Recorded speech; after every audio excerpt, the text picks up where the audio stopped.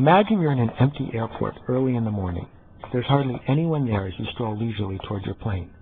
Suddenly, someone walks up to you and says, "Excuse me, can you tell me how to get to gate 7? Obviously, you weren't hoping for or expecting someone to come up and ask this question. But since he looks nice enough and you've got a spare second, you interrupt your train of thought and point him on his way. Now imagine the same airport, but it's 3 in the afternoon and you're late for your flight. The terminal is crowded with people, all jostling for position. You've been approached 5 times by various faux charities on your way to the gate, and to top it all off, you've got a headache. Same guy comes up to you and asks the same question. Odds are, your response will be a little different. If you're a New Yorker, you might ignore him altogether. Or you may stop what you were doing, say sorry, and then move on. A third scenario is even worse.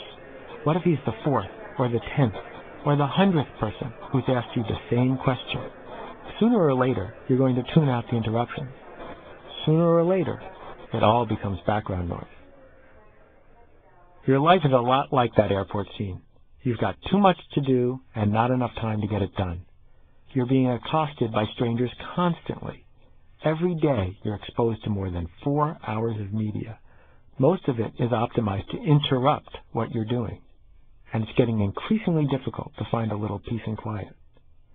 For 90 years, marketers have relied on one form of advertising almost exclusively. I call it interruption marketing. Interruption, because the key to each and every ad is to interrupt what the viewers are doing in order to get them to think about something else. And as the marketplace for advertising gets more and more cluttered, it becomes increasingly difficult to interrupt the consumer. The ironic thing is that marketers have responded to this problem with the single worst cure possible. To deal with the clutter and the diminished effectiveness of interruption marketing, they're interrupting us even more. That's right. Over the last 30 years, advertisers have dramatically increased their ad spending. They've also increased the noise level of their ads, more jump cuts, more in-your-face techniques, and searched everywhere for new ways to interrupt your day. Technology and the marketplace have brought the consumer a glut of ways to be exposed to advertising. There are dozens, and in some areas hundreds, of TV channels to choose from. Even worse is the World Wide Web. At last count, there were nearly 37 million different commercial websites. That means there are about 2 people online for every single website. Hardly a mass market of interest to an interruption marketer. The problem of clutter saturation isn't limited to electronic media. There are enough consumer magazines, ignoring the even larger category of trade magazines for a moment, to keep a reader busy reading magazines full-time, 24 hours a day, 7 days a week. Obviously, the mass market is dying. The vast splintering of media means that a marketer can't reach a significant percentage of the population with any single communication. That's one reason the Super Bowl can charge so much for advertisements. Big events are unique in their ability to deliver about half the consumers watching TV, so they're the perfect platform for interruption marketing aimed at the mass audience. Other than buying even more traditional advertising, how are mass marketers dealing with this profound info glut? They're taking 4 approaches. First, they're spending more in odd places, not just on traditional TV ads, but on a wide range of interesting and obscure media. Campbell's Soup bought ads on parking meters. Macy's spends a fortune on its parade. Kellogg's has spent millions building a presence on the World Wide Web, a fascinating way to sell cereal. Second, they're making advertisements ever more controversial and entertaining. Coca-Cola hired talent agency CAA to enlist top-flight Hollywood directors to make commercials.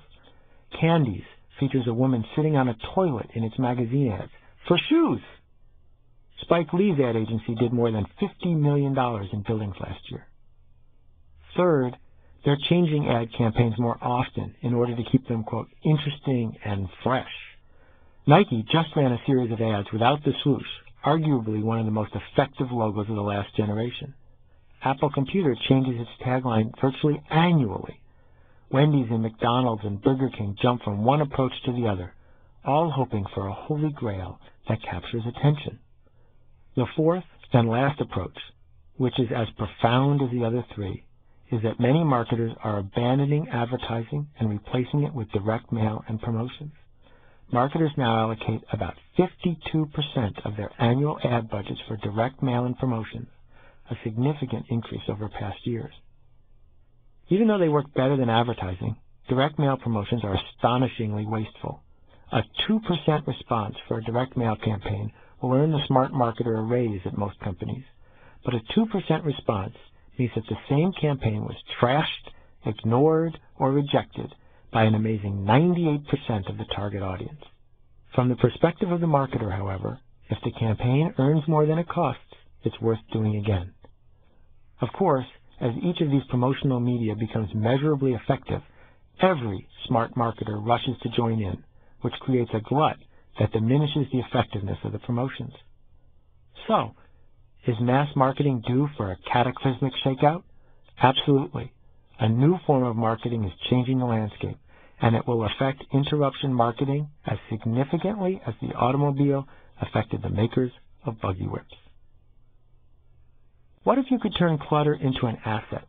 What if the tremendous barriers faced by interruption marketers actually became an advantage for you and your company? The truth is that even though clutter is bad and getting worse, permission marketers turn clutter to their advantage. In fact, the worse the clutter gets, the more profitable your permission marketing efforts become. Right now, I'm going to outline the core ideas behind permission marketing. Every marketing campaign gets better when an element of permission is added. In some cases, a switch to marketing with permission can fundamentally change a company's entire business model and profit structure. At the very least, the basic concepts of permission will help you formulate and launch every marketing campaign with greater insight and success. Interruption marketing fails because it is unable to get enough attention from consumers.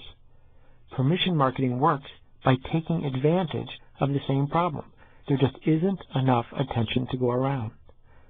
Time has become one of the most valuable resources in our culture today, and interruption marketing is the enemy of anyone trying to save time. By constantly interrupting what we are doing at any given moment, the marketer who interrupts us not only tends to fail at selling his product, but wastes our most coveted commodity. In the long run, therefore, interruption marketing is doomed as a mass marketing tool. The cost to the consumer is just too high. The alternative is permission marketing, which offers the consumer an opportunity to volunteer to be marketed to. By talking only to volunteers, permission marketing guarantees that consumers pay more attention to the marketing message. It allows marketers to tell their story calmly and succinctly without fear of being interrupted by competitors or interruption marketers. It serves both consumers and marketers in a symbiotic exchange. Permission marketing encourages consumers to participate in a long-term, interactive marketing campaign in which they are rewarded in some way for paying attention to increasingly relevant messages. Imagine your marketing message being read by 70% of the prospects you send it to, not 5% or even 1%. Then imagine that more than 35% respond. That's what happens when you interact with your prospects one at a time, with individual messages exchanged with their permission over time. Permission marketing is anticipated, personal, and relevant. Anticipated. People look forward to hearing from you. Personal. The messages are directly related to the individual. Relevant. The marketing is about something the prospect is interested in. I know what you're thinking. There's a catch. If you have to personalize every customer message, that's prohibitive. If you're still thinking within the framework of traditional marketing, you're right. But in today's information age, targeting customers individually is not as difficult as it sounds. Permission marketing takes the cost of interrupting the consumer and spreads it out over not one message, but dozens of messages. And this leverage leads to substantial competitive advantages and profits. While your competition's interruption marketing techniques are turning in mediocre results, your permission marketing campaign is turning strangers into friends and friends into customers.